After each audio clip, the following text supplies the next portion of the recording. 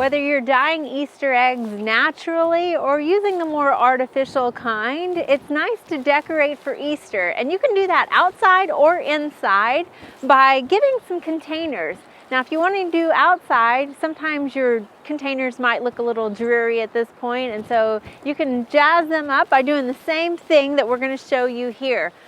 Indoors, you might want to find a container that doesn't have holes in it. Really, any container will work.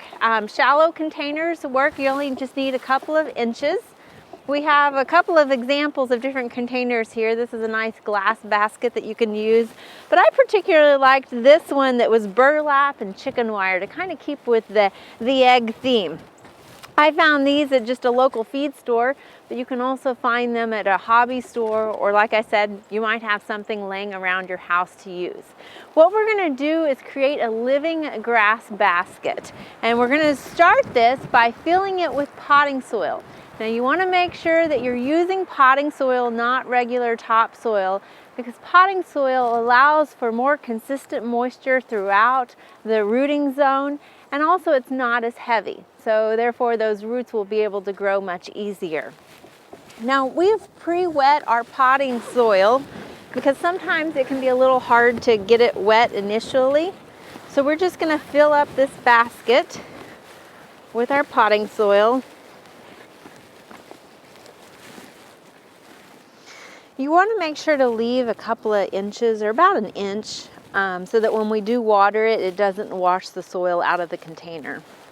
Now the nice thing about pre-wetting this is we know that all that soil is moist, but we're not sitting in a pool of water down at the bottom of it. The nice thing about glass containers is you can see exactly when you need to water it, because again, they don't have holes in it, so you don't necessarily want a lot of water sitting in the bottom of that container.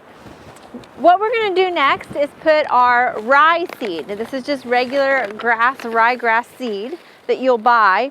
Now, a lot of times when we talk about ryegrass seed, we recommend that you use perennial ryegrass because it tends to have a denser stand of turf grass, and it also is a darker green. But for this purpose, it's kind of a temporary project, and annual ryegrass is a very vigorous grower. But one of the biggest factors is that it's cheaper.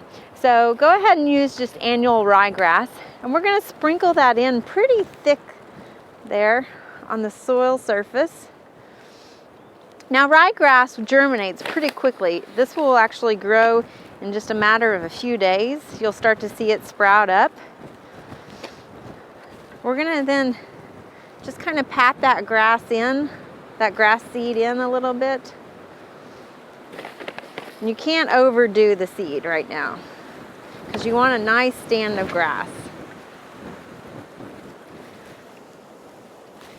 So that's about all we need to do. We can water this in just a touch more to wet that seed, but the soil is wet. You can see we've done a galvanized tub right here. We did this just a couple of days ago, and we already have grass seed that's starting to sprout. The other thing you can do after you've seeded your soil is just get some saran wrap and cover it, and that will help retain that moisture in there until your seed starts to germinate. So you might consider doing this about a week before Easter, and you'll have a nice stand of grass.